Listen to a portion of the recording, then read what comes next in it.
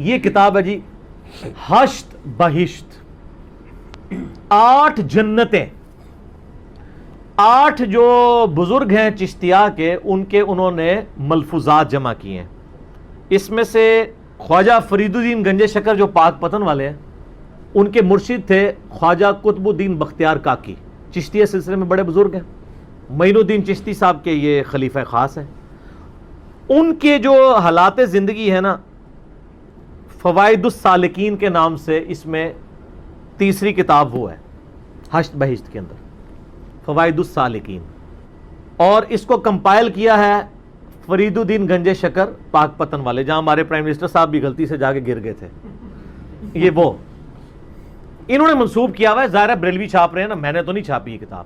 Shabbir brothers Pakistan میں سب سے بڑا ادارہ ہے ان کا چھاپنے والا، تو میں نے تو نہیں ان کو پیسے دے کے چھپوائی کہ بزرگوں کو بدنام کریں. ان کا دعویٰ ہے کہ ان کی ہے، ہم 1 ٹن اس نے زان رکھتے ہیں کہ ان کی نہیں ہوگی. فوائد السالکین میں خواجہ قطب الدین بختیار کاکی کے بارے میں آتا ہے کہ وہ ایک واقعہ نقل کرتے ہیں. یہ میں واقعہ وہ بیان کرنے لگوں چشتی رسول اللہ والا، اور جس طرح میں نے اشرف علی رسول اللہ والے واقعے کی انجینئرنگ کر کے ان کے سارے وسوسوں کے جواب دیے تھے، تو آج اس پہ بھی جو ان کے وسوسے ہیں میں ساتھ ساتھ اس کے جواب دیتا ہوں. وہ کہتے ہیں کہ بتا رہے ہیں کہ ہم خواجہ معین الدین چشتی المتوفا 633 ہجری کی خدمت میں بیٹھے ہوئے تھے. خواجہ قطب الدین بختیار کاکی کہتے ہیں، اور نقل کر رہے ہیں فرید الدین گنج شکر. اسی موقع کی مناسب آپ نے فرمایا کہ ایک دفعہ کا ذکر ہے. آپ نے فرمایا کا مراد ہے کہ فرید الدین گنج شکر کہہ رہے ہیں کہ خواجہ قطب الدین بختیار کاکی نے فرمایا کہ ایک دفعہ کا ذکر ہے کہ میں اور بہت سے اہل صفا شیخ معین الدین چشتی کی خدمت میں حاضر تھے اور اولیاء اللہ کے بارے میں ذکر ہو رہا تھا. اسی اثنا میں ایک شخص باہر سے آیا اور بیعت ہونے کی نیت سے خواجہ صاحب کے قدموں میں سر رکھ دیا. پہلا کام دیکھو کہ کیتا انہیں، خواجہ صاحب کے قدموں میں سر رکھ دیا. حد رکوع سے بھی آگے چلا گیا نا. کسی بھی انسان کے سامنے حد رکوع جھکنا بھی حرام ہے. یہ میرا فتویٰ نہیں، احکام شریعت میں احمد بریلوی صاحب کا فتویٰ ہے. قرآن حدیث کا تو فتویٰ بہت سخت ہے نا، تو ہم بزرگوں کے ہی فتوے بیان کر دیتے ہیں. سر قدموں میں رکھ دیا جا کے، حد رکوع کیا، حد سجدہ کو جھک گیا. جامعہ ترمذی میں حدیث ہے، جس شخص کی یہ خواہش ہو کہ اس کے سامنے لوگ ہاتھ باندھ کے کھڑے ہوں، وہ بھی اپنا مقام دوزخ میں دیکھ لے. ہائے ہائے ہائے. اور جامعہ ترمذی میں حدیث ہے، انس ابن مالک کہتے ہیں ہمیں ایک ایسا شخص تھا کہ جو ہمیں ہماری ہر چیز سے بڑھ کر محبوب تھا، لیکن جب وہ ہمیں تشریف لاتے تھے ہم ان کے استقبال میں کھڑے بھی نہیں ہوتے تھے، اور وہ محمد رسول اللہ تھے صلی اللہ علیہ وآلہ وسلم. کیونکہ ہمیں پتا تھا کہ وہ اس سے ناراض ہوتے ہیں. رسول اللہ کے استقبال کی تو صحابہ کھڑے نہ ہوں اور آپ اپنے بابوں کے سروں میں جا کے یعنی سر دے دیں ان کے قدموں میں جا کے. ٹھیک ہے جی. آپ نے فرمایا بیٹھ جا. وہ بیٹھ گیا اور اس نے عرض کی کہ میں آپ کی خدمت میں مرید ہونے کے واسطے آیا ہوں.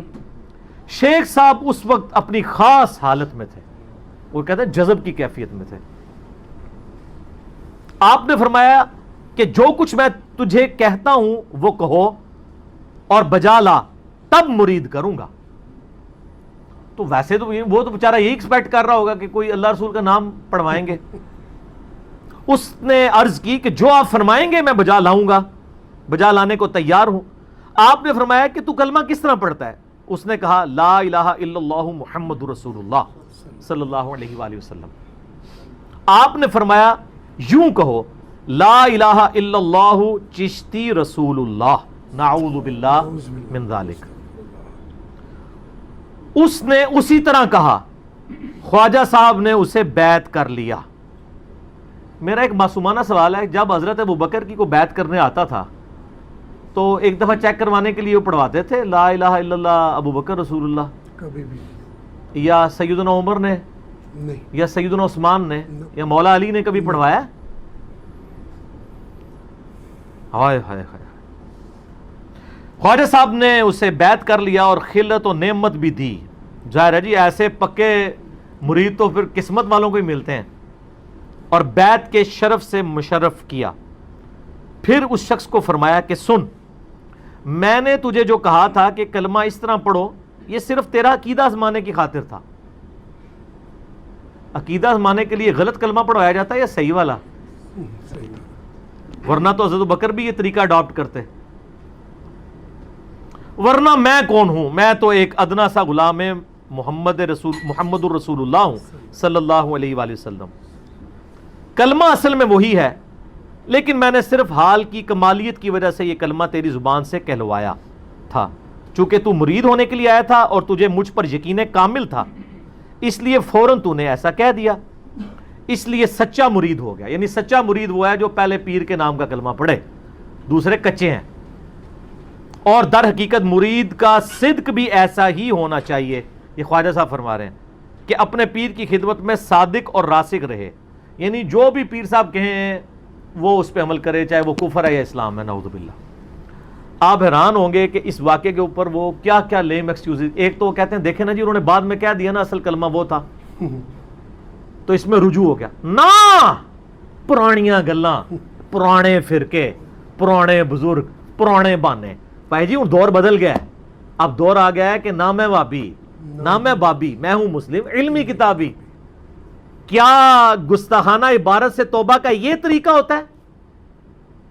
یہ توبہ اس طرح ہوتی کہ بیٹا میں نے تم سے کفر کہلوایا تھا اور اس چند منٹوں کے لیے میں خود بھی کافر ہو گیا تھا، میرا نکاح بھی ٹوٹ گیا تھا، میری اپنے پیر سے بیعت بھی ٹوٹ گئی تھی، اور تیرا بھی نکاح میں نے توڑوا دیا کفر کہلوا کے، تیری بیعت تو پہلے ہی کوئی نہیں تھی، اور تیرا ایمان بھی توڑوا دیا.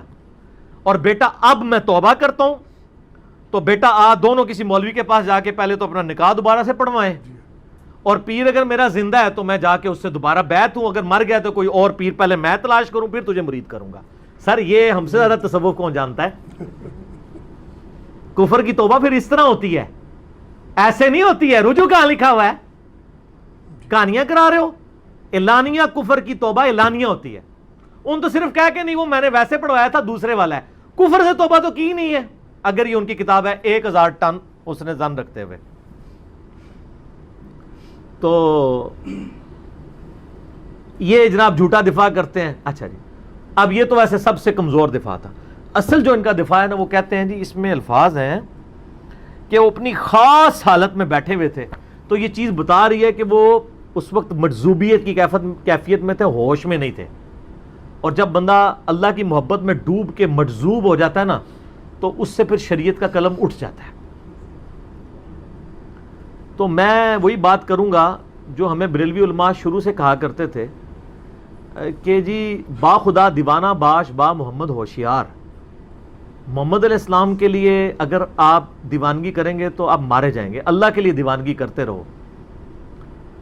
تو جو بندہ جذب کی کیفیت میں جاتا ہے کیا وہ گستاخ رسول ہو جاتا ہے؟ پھر یہ بھی مانے نا اپنے نام کا کلمہ پڑھانے سے. یہ جذب کی کیفیت ابو بکر عمر عثمان و علی رضی اللہ عنہم اجمعین و علیہم السلام اجمعین کو تو کبھی نصیب نہیں ہوئی ہے، جو سب سے اعلیٰ درجے کے اللہ کی معرفت والے تھے، رسول اللہ سے عقیدت رکھنے والے تھے. اچھا، اور یہ کہتے ہیں جذب کی کیفیت ہے قلم اٹھ جاتا ہے. سر قلم جذب والے سے نہیں پاگل سے اٹھتا ہے. تو آپ وہ حدیث بیان کریں جس کی آپ پلی لے رہے ہیں. وہ حدیث صحیح بخاری میں تعلیقاً ہے، مولا علی علیہ السلام کا قول ہے. ایک چیپٹر کی ہیڈنگ میں امام بخاری لے کے آئے ہیں کہ مولا علی فرماتے ہیں کہ 3 لوگوں سے شریعت کا قلم اٹھ گیا ہے. نمبر 1 جو نابالغ ہے، نمبر 2 سویا ہوا شخص، اور نمبر 3 جو مجنون پاگل ہے. اور یہ مرفوع حدیث بھی سنن نبی داؤد میں موجود ہے، نبی علیہ السلام کے ریفرنس ہے کہ آپ علیہ السلام نے فرمایا کہ 3 لوگوں کے اوپر اللہ کی شریعت کا قلم اٹھ جاتا ہے، نابالغ کے اوپر، سوئے ہوئے شخص کے اوپر اور پاگل کے اوپر. تو سر یہ مجذوب نہ کہا کرے. آپ کہیں کہ ہمارے بزرگ اس وقت تھوڑی دیر کے لیے ذہنی توازن ان کا بگڑ گیا تھا، تاکہ لوگوں کو پتا چلے کہ بھئی جب ذہنی توازن جن کا بگڑا ہو ان کو ہم نے بزرگ ماننا ہے تو پھر وہ خود ہی آپ کے بزرگوں کی بزرگی کے قائل ہو جائیں گے. اس کے لیے ایک سوفسٹیکیٹڈ ورڈ جو ہے مجذوب ڈیوائز کر لیا ہے اور کہتے ہیں نہیں وہ قلم اٹھ جاتا ہے. لیکن دوسری طرف میں یہ سوال کرتا ہوں جو بندہ اللہ کی محبت میں جذب ہو جائے اور مجنون ہو جائے کیا وہ رسول اللہ کا گستاخ ہوگا؟ شیطان کی محبت میں غرق ہونے والا تو رسول اللہ کا گستاخ ہو سکتا ہے. اللہ کی محبت میں غرق ہونے والا تو اللہ کے محبوب کا کبھی گستاخی کا سوچ بھی نہیں سکتا. ٹھیک ہے جی، صلی اللہ علیہ وآلہ وسلم. اچھا، پھر ایک اور پلیس میں لے لیں گے. وہ کہیں گے جی وہ دیکھیں جی اب دیکھیں کہاں دور دور کی کہانیاں کراتے ہیں. میں تو چونکہ وہ کہتے ہیں دائیاں کو ٹھیڈ نہیں چھپے ہوتے، میں تو ان میں رہا ہوں نا تو مجھے پتہ ہے یہ کہاں کہاں سے بھاگتے ہیں. وہ کہتے ہیں جی ایک حدیث بھی ہے صحیح مسلم کے اندر، وہ بڑی مشہور ایک حدیث ہے کہ نبی علیہ السلام نے ایک مثال بیان فرمائی کہ جب کوئی شخص گناہ سے توبہ کر کے اللہ کی طرف آتا ہے نا تو اللہ تعالیٰ اس بندے سے خوش کتنا ہوتا ہے. تو نبی علیہ السلام نے اس کو ایک مثال سے بیان فرمایا کہ ایک شخص کسی جنگل بیابان ریگستان میں ہو، اس کی سواری پہ اس کا سامان لدا ہوا ہو اور وہ ایک جگہ آرام کے لیے رکے، اس کی آنکھ لگ جائے، اچانک اس کی سواری غائب ہو جائے، بھاگ جائے وہاں سے، تو اب اسے اپنی موت سامنے نظر آئے گی، اٹھ کے وہ پریشان ہو گیا کیونکہ اونٹ پہ سب کچھ لدا تھا، ریگستان میں تو کئی میلوں تک پانی کھانا پینا نہیں ملے گا، اب وہ وہیں پہ بیٹھ کے اپنی موت کا انتظار کرنا شروع کر دے کہ اچانک اس کی گمی ہوئی سواری اس کے سامنے آ جائے، اور وہ اتنا خوش ہو کہ اللہ کی طرف متوجہ ہوتے وقت وہ کلمات یہ بولنا چاہے کہ اے اللہ میں تیرا بندہ، تو میرا رب، لیکن خوشی کی شدت کی وجہ سے اس کی زبان لڑکھڑا جائے اور اس کی زبان سے نکل جائے کہ اے اللہ تو میرا بندہ، میں تیرا رب، لیکن اس کے ساتھ الفاظ ہیں من شدت الفرح، خوشی کی شدت کی وجہ سے زبان لڑکھڑا جائے، یہ نہیں کہ پوری انٹینشن کے ساتھ کہ پڑھ بیٹا پہلے میرے نام کا کلمہ۔ دیکھیں سر، گدے کے اوپر کالی اور سفید لکیریں لگا کے آپ زیبرا نہیں بنا سکتے، اس حدیث کی پلی لیتے ہیں سر، اس حدیث کا اس کے ساتھ کوئی تعلق ہی نہیں ہے، وہاں تو الفاظ ہے زبان لڑکھڑائی ہے، یا تو وہ کہہ رہے ہیں میں نے کہلوایا ہے، زبان نہیں لڑکھڑائی، اور اس کے بعد اعلانیہ اس کفر کی توبہ بھی نہیں کی۔ اور میرا ایک معصومانہ سوال ہے، توبہ نہیں کی اور آپ نے جو جعلی توبہ بنائی ہوئی ہے وہ میں توبہ مان بھی لوں، تو میرا ایک معصومانہ سوال ہے کہ وہ کلمہ پڑھتے ہی اگر بابا جی اور مرید صاحب دونوں ہی ٹیپٹاس ہو جاتے یعنی ایکسپائر ہو جاتے تو کدھر جا کے نکلتے؟ جہنم۔ کیا کوئی شخص رسک لے سکتا ہے کہ کلمات کفر بولے وہ؟ اگے لمحے کا نہیں کسی کو پتا۔ تو توبہ اس میں کوئی نہیں، آپ خام خواہ توبہ بناتے پھریں۔ توبہ آپ کو بھی پتا ہے کہ شرعی توبہ گستاخانہ چیزوں سے کس طرح ہوتی ہے، اس کو توبہ کرنے کا طریقہ یہ نہیں ہوتا کہ جی میں نے تو ویسے پڑھوایا تھا چیک کرنے کے لیے۔ تو یہ اس طرح کے نا جھوٹے ایکسکیوزز اور پلی لیتے ہیں اور اس طرح کے نا واقعات، اور اسلام کی بنیاد پہ حملہ کر رہے ہیں۔ بخاری و مسلم کی متفق علیہ حدیث ہے کہ اسلام کی بنیاد 5 چیزوں پہ ہے۔ نمبر 1 کہ تو گواہی دے لا الہ الا اللہ محمد رسول اللہ۔ نمبر 2 نماز قائم رکھو۔ نمبر 3 زکوٰۃ ادا کرو۔ نمبر 4 رمضان کے روزے، اور نمبر 5 اگر استطاعت ہو تو اللہ کی راہ میں حج کرنا۔ تو سر یہ تو اسلام کی بنیاد پہ آپ حملہ کر رہے ہیں اور آپ اس کو کیجول لے رہے ہیں۔ تو یہ اس طرح کے جھوٹے ایکسکیوزز بناتے تھے، تو میں نے کوشش کی ہے کہ میں اس کی تھوڑی سی انجینئرنگ کر دوں تاکہ کل کو کوئی یہ نہ کہ جی ہماری بھی دلیل تھی وہ ذکر نہیں کی ہے۔